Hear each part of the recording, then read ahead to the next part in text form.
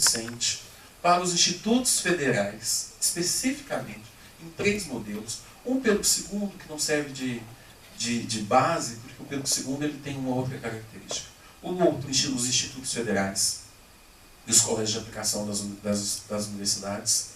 E um terceiro para as escolas. Então, 3 modelos de residência docente. E os institutos federais estão lá, já desenhados, esperando orçamento, para que a gente implemente. Então, eu tenho muito carinho, tem PIBID em quase todos os institutos federais do país, inclusive de São Paulo, que é o teu caso, é?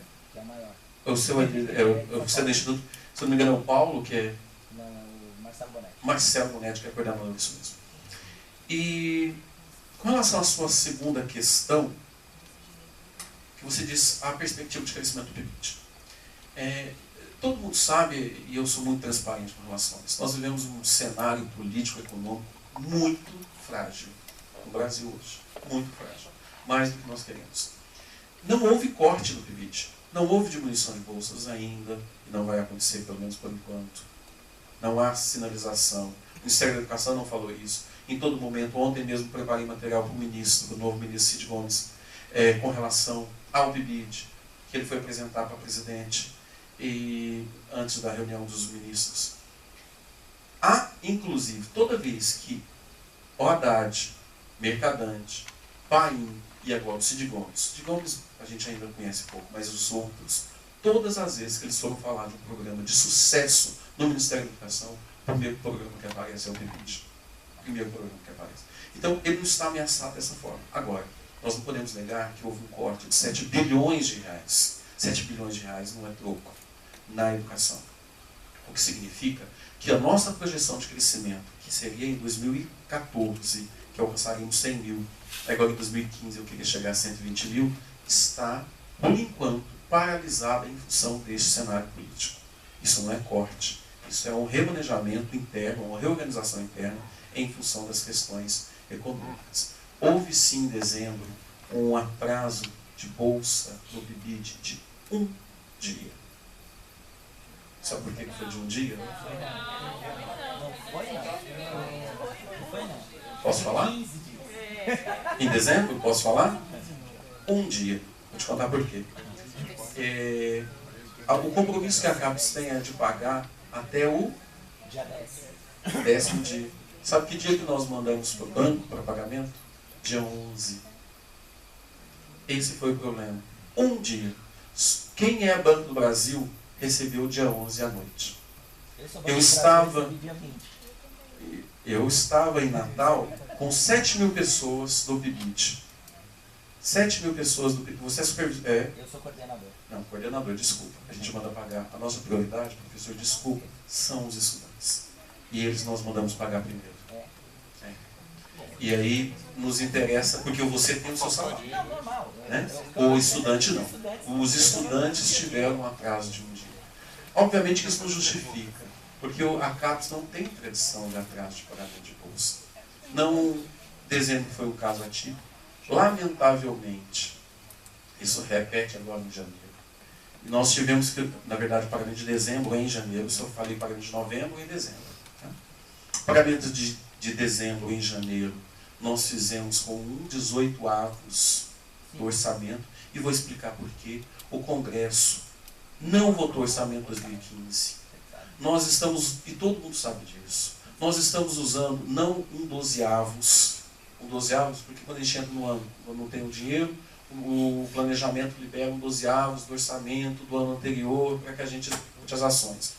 Ele liberou este ano 1/18 para que a gente fizesse, ou seja, assim um contingenciamento até que o Congresso volte das suas longas férias para voltar ao orçamento e para liberar o recurso. Nós estamos ajustando. Quanto às bolsas, nós, com esse pequeno atraso, nós estamos conseguindo fazer o pagamento.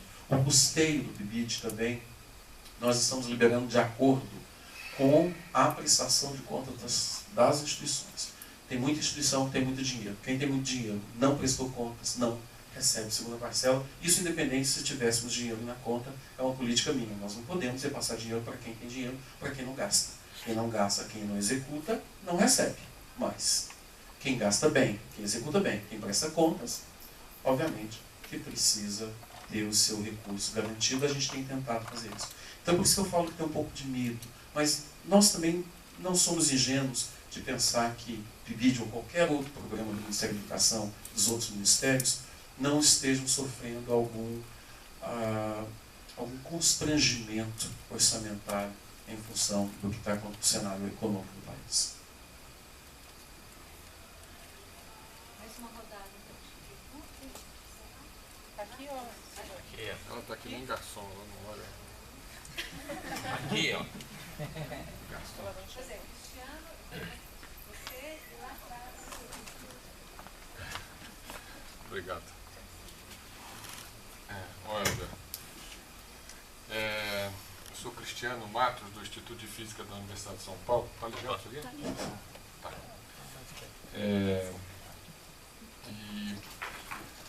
Você falou da crise do ensino de ciências, né?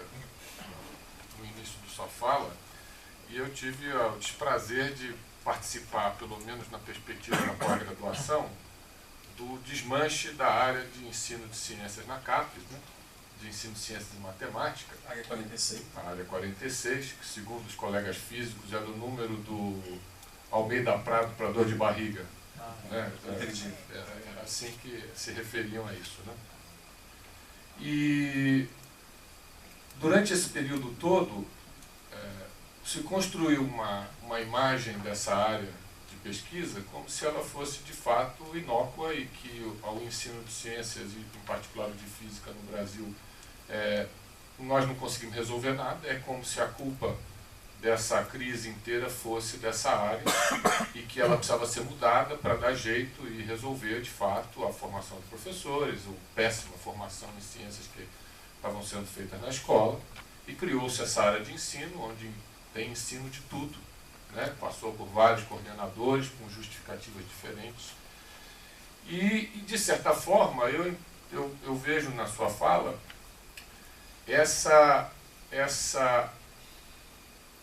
eu não vou dizer que é uma indução, mas um raciocínio da incapacidade da universidade de resolver o problema de formação de professores, porque entram 15, formamos 15 mil, né, se não me engano, 11 mil, não sei quanto, eu não vi o número, entram não sei tantos, Entre 11 mil e disso 300 de fato vão para a escola e, segundo o cálculo muito aproximado, uma dezena deve ficar na escola pública, né, porque o resto vai para a escola privada ou vai trabalhar em outras coisas. Né? A licenciatura do Instituto de Física tem muitos anos, né? Talvez essa seja a licenciatura do Instituto de Física da Universidade de São Paulo. Ela é a licenciatura que mais forma licenciandos no Brasil, né? em número absoluto. E está muito claro para a gente, né? Por vários dados e pelo aumento da oferta de vagas que houve nos últimos anos, que a crise não é da universidade, né? Quer dizer, a crise não é de um projeto pedagógico só. A crise não é o fato dos físicos serem mal-humorados com a licenciatura, achando que tem que sujar a mão para dar aula para um licenciado, mas a crise é muito mais ampla, né? E há uma desvalorização de tal ordem da profissão de professor que ninguém quer ser professor. Né? Então, quando a gente pensa nesse cenário de maneira mais ampla e olha as ações que a CAPES tem, né, na perspectiva de tentar, de alguma forma, intervir nesse cenário, eu digo que a CAPES está com a mesma incapacidade de contribuir para qualquer solução numérica, dada a escala do problema. Pelo menos eu sei que você trabalha com esses 4 programas, se não me engano, né? Ou tem mais? Não, são 18. São 18 programas, né? Que situar rapidamente para que a gente fosse para o debate. Porque quando você oferece para a gente o programa do CERN, eu adoraria ir para o CERN. Eu gostaria de ver o acelerador, adoraria fazer isso. Mas quando você bota de 2009 a 2014, 212 professores, e esse programa é usado como propaganda, né, de uma tentativa de melhoria da formação de professores, ele é absolutamente inócuo. Né? E mesmo o efeito cascata que ele realiza é inócuo. Perto, né? Obviamente que eu tenho alunos de pós-graduação que foram para esse programa e, de fato, eles como pessoa se transformaram, acharam incrível, é uma experiência cultural, científica, maravilhosa, mas do ponto de vista da solução do problema é inócuo. Você está dizendo que é pouco dinheiro, né? Mas tudo bem.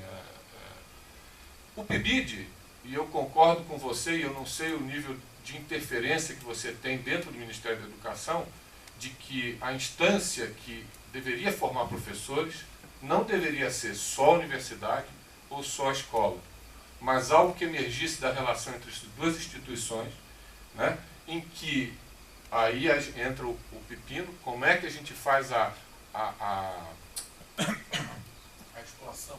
não só a articulação, mas o reconhecimento da escola como instituição, escola básica, como instituição formadora de professores, né, em que implica que o professor vai ser reconhecido, o professor da escola básica que recebe estagiários, vai ser reconhecido por esse serviço. Ele vai ter tempo para isso. Eu posso dizer isso claramente, que eu tenho alunos que fizeram doutorado, que são professores da escola básica por convicção, né? Não abrem mão de serem professores da escola pública básica, em que no dia do doutorado essa aluna teve de pedir afastamento de saúde para poder defender o doutorado, porque o governador não assinou o afastamento dela. Então o nível do problema, e a gente não está falando o nível do problema é de tal ordem que quando a gente olha, mesmo o PIBID, que eu acho que é uma das soluções, das melhores soluções dos últimos anos que a CAPES fez, né, não vai causar impacto. Outro programa que a gente não fala aqui é o mestrado profissional, que foi uma das razões para a derrubada da área de ensino de ciências na CAPES, né? Esse suposto programa que faz as pessoas, eu vou falar em particular do programa de mestrado profissional nacional. Se você olha as disciplinas desse programa, em particular o da SBF, eu tenho recomendado aos meus alunos de licenciatura que, ao se formarem, entrem na justiça pedindo a equivalência do título de mestrado profissional da SBF. Porque é um escândalo. Né? A mesma crítica que você fez de que há várias licenciaturas bacharelescas, e eu fui professor em algumas delas, né?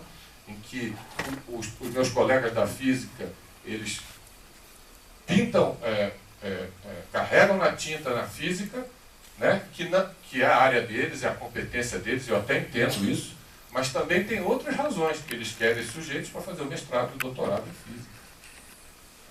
Então, essa desarticulação completa entre os níveis hierárquicos desse sistema educacional, essa descompasso que eu vejo em várias das ações da CAPES, só me leva a ficar apavorado, dado os números que você está falando, né, de que toda essa ação é inócua.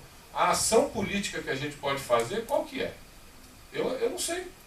Né, porque a física é absolutamente desconsiderada pelo número que a gente representa isso. A matemática está bem na fita porque ela tem todo o ensino fundamental 1 e 2 com professores.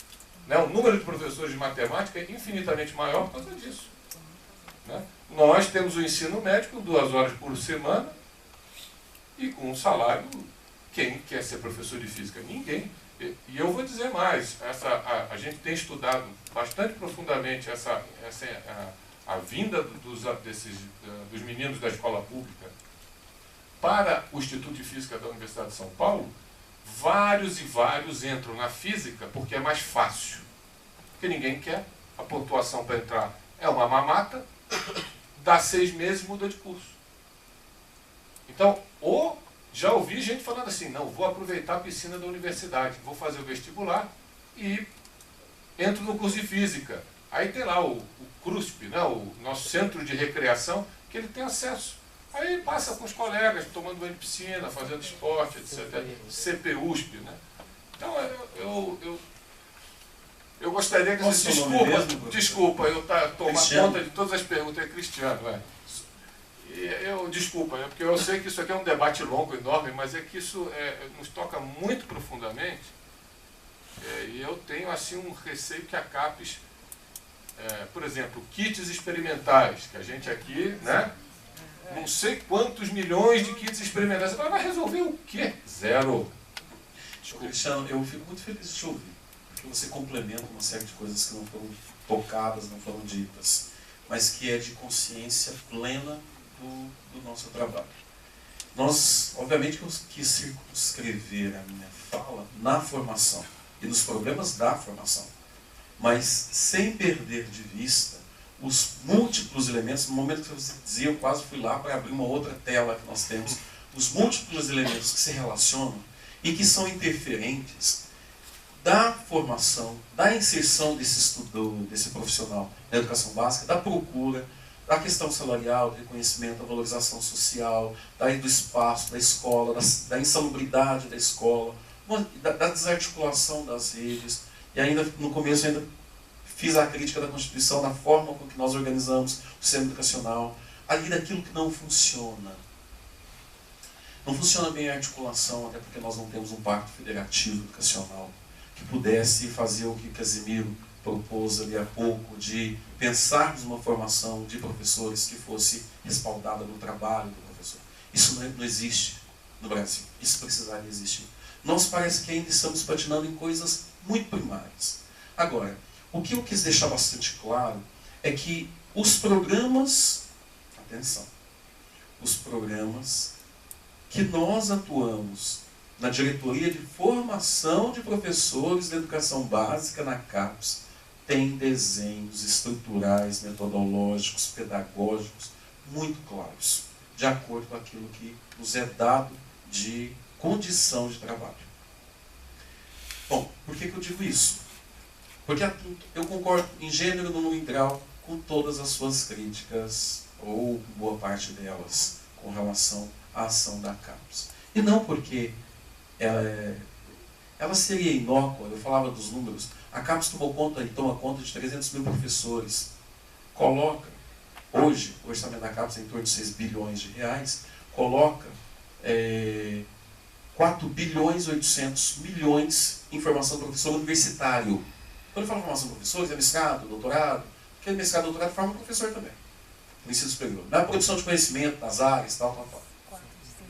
O restante, 1 bilhão e pouco, menos na nossa diretoria, 680 milhões, é colocado na formação de professores para dar conta de um universo de 2 milhões e 300 mil professores no Brasil.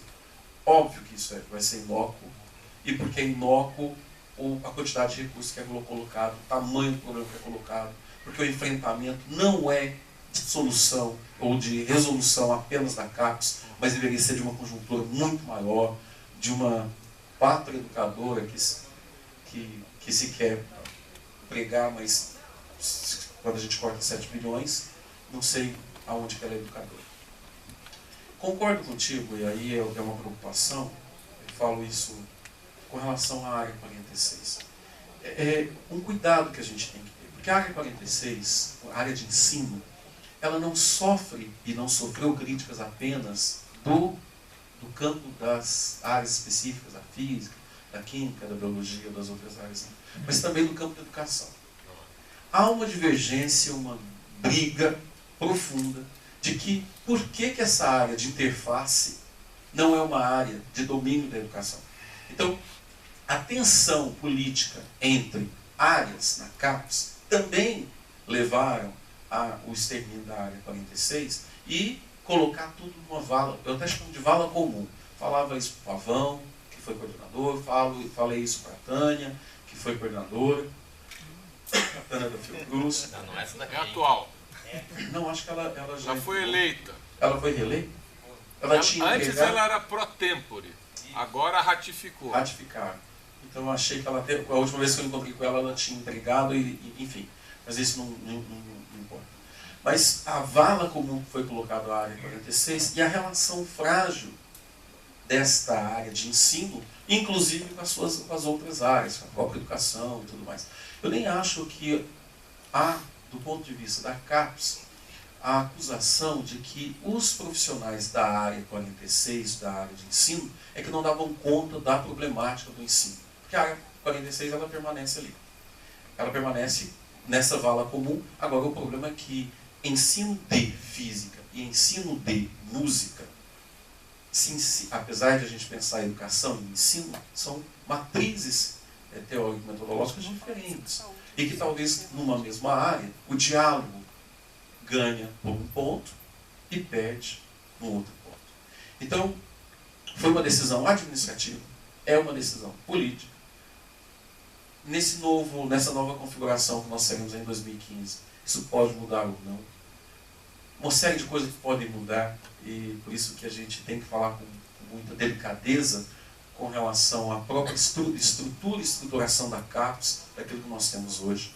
Com relação ao Prof. Física, ao Prof. Química, ao Prof. Mate, eu acredito muito, professor, que é importante a gente trazer novos atores para trabalhar com formação de professores, porém, nós não podemos achar que educação e formação de professores é uma área para todo mundo e para qualquer um. E parece que todo mundo sabe militar neste campo. E quando sabe militar nesse campo, quando eu faço a crítica, eu poderia também fazer a crítica aos profs. A gente tem tentado um diálogo bem mais profundo com o Prof. Mate. Eu estive com o grupo Prof. Mate, com a SBEM, que é a Sociedade Brasileira de Educação Matemática, e com a SBM, numa mesa, em que eu dizia da necessidade da configuração do programa a partir do diálogo dessas áreas. Inclusive, nós já temos desenhos e diretrizes para aquilo que nós chamamos, uma época, de PROEB, que é o Programa de Mestrados Profissionais, que teria um outro norte, mas a questão não caminhou para essa direção, não caminhou para esse lado, e a gente espera que isso vá, a partir das primeiras experiências bem-sucedidas, ou não tão bem-sucedidas, isso vá se reconfigurando